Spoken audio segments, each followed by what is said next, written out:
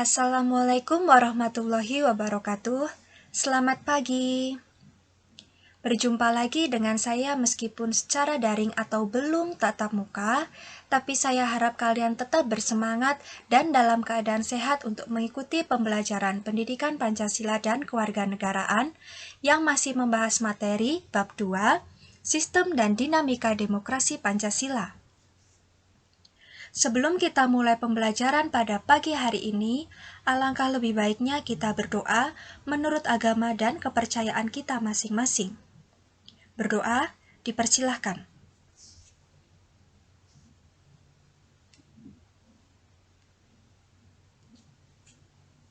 Cukup.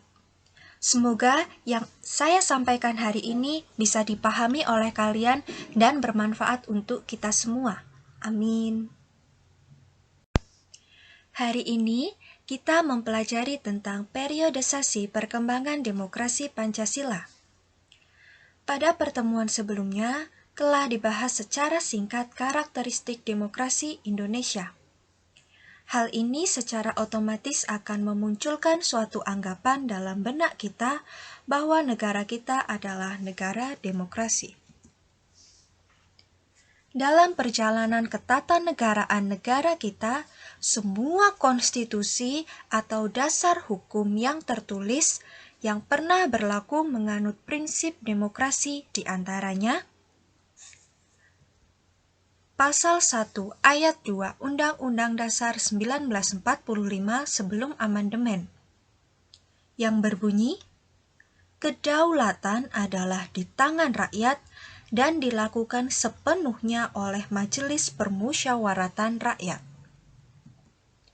Pasal 1 Ayat 2 Undang-Undang Dasar 1945 setelah amandemen yang berbunyi, kedaulatan berada di tangan rakyat dan dilaksanakan menurut Undang-Undang Dasar. Pasal 1 Ayat 1 dan Ayat 2 Konstitusi RIS Ayat 1 berbunyi, Republik Indonesia Serikat yang merdeka dan berdaulat ialah suatu negara hukum yang demokratis dan berbentuk federal. Ayat 2 berbunyi, kekuasaan kedaulatan Republik Indonesia Serikat dilakukan oleh pemerintah bersama-sama Dewan Perwakilan Rakyat dan Senat. Pasal 1 Ayat 1 dan Ayat 2 Undang-Undang Dasar Sementara 1950. Ayat 1 berbunyi, Republik Indonesia yang merdeka dan berdaulat ialah suatu negara hukum yang demokratis dan berbentuk kesatuan. Ayat 2 berbunyi, kedaulatan Republik Indonesia adalah di tangan rakyat dan dilakukan oleh pemerintah bersama-sama dengan Dewan Perwakilan Rakyat.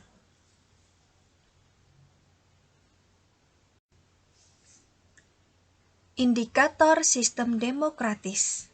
Yang dimaksud dengan indikator adalah standar atau tolak ukur yang mencerminkan sesuatu tersebut bersifat demokratis.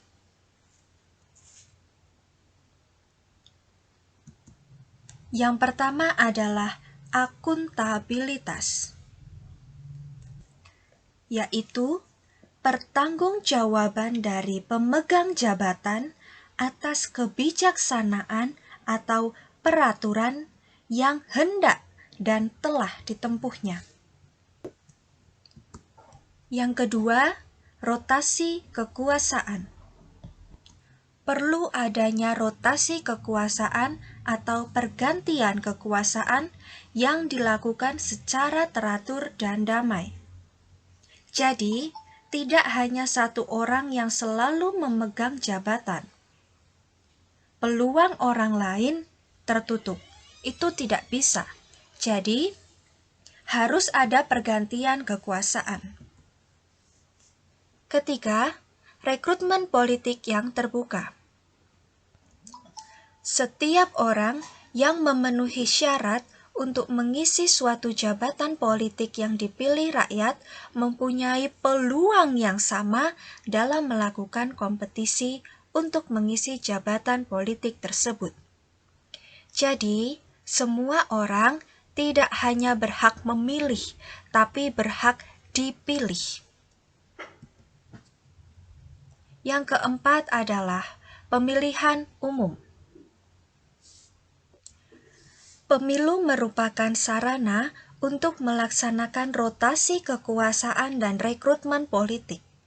Setiap warga negara yang sudah dewasa memiliki hak untuk memilih dan dipilih. Dan mereka bebas menggunakan hak tersebut sesuai dengan kehendak hati nuraninya. Yang kelima, pemenuhan hak-hak dasar.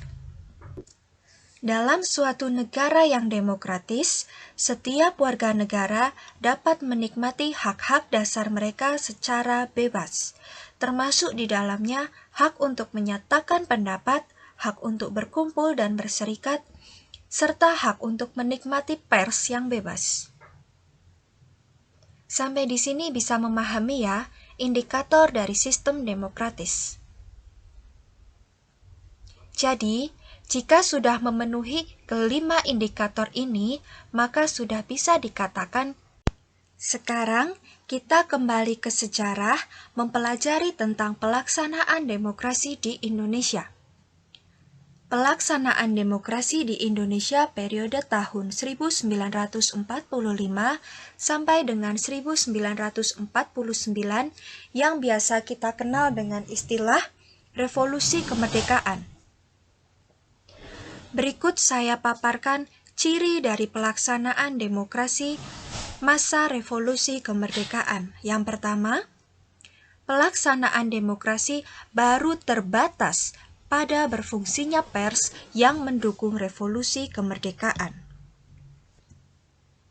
Yang kedua, elemen demokrasi yang lain belum sepenuhnya terwujud. Ini terjadi karena situasi dan kondisi yang belum memungkinkan. Hal ini dikarenakan pemerintah harus memusatkan seluruh energinya bersama-sama dengan rakyat untuk mempertahankan kemerdekaan dan menjaga kedaulatan negara agar negara tetap menjadi satu kesatuan yang hidup. Karena di masa ini Indonesia baru saja merdeka. Yang ketiga, partai politik tumbuh dan berkembang dengan cepat.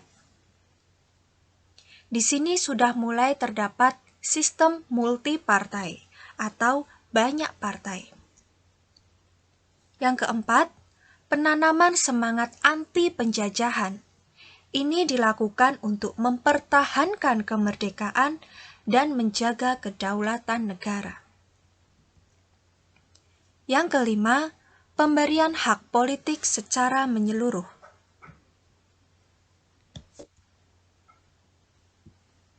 Yang keenam, pembatasan kekuasaan presiden oleh KNIP atau Komite Nasional Indonesia Pusat. Hal ini dilakukan untuk menghindari kemungkinan seorang presiden menjadi diktator. Jadi, kekuasaan presiden harus dibatasi. Dan pada saat revolusi kemerdekaan, kekuasaan presiden dibatasi oleh Komite Nasional Indonesia Pusat. Tugas kalian untuk hari ini adalah membuat catatan untuk diri sendiri dalam bentuk poin dan tidak perlu dijelaskan. Yang pertama tentang kelebihan atau keberhasilan dalam revolusi kemerdekaan. Yang kedua, kekurangan atau kegagalan dalam revolusi kemerdekaan. Untuk tugas ini tidak perlu diupload ke Google Classroom, tetapi untuk kalian pelajari sendiri-sendiri di dalam buku catatan. Materi yang saya sampaikan cukup sampai di sini terlebih dahulu. Terima kasih atas perhatiannya. Semoga kalian bisa memahami apa yang saya sampaikan hari ini. Untuk hari ini tidak ada tugas ya. Tugas kalian hanya memahami materi yang saya sampaikan, boleh mencari informasi sebanyak-banyaknya dari buku paket maupun dari internet. Sampai jumpa di pertemuan selanjutnya. Wassalamualaikum warahmatullahi wabarakatuh.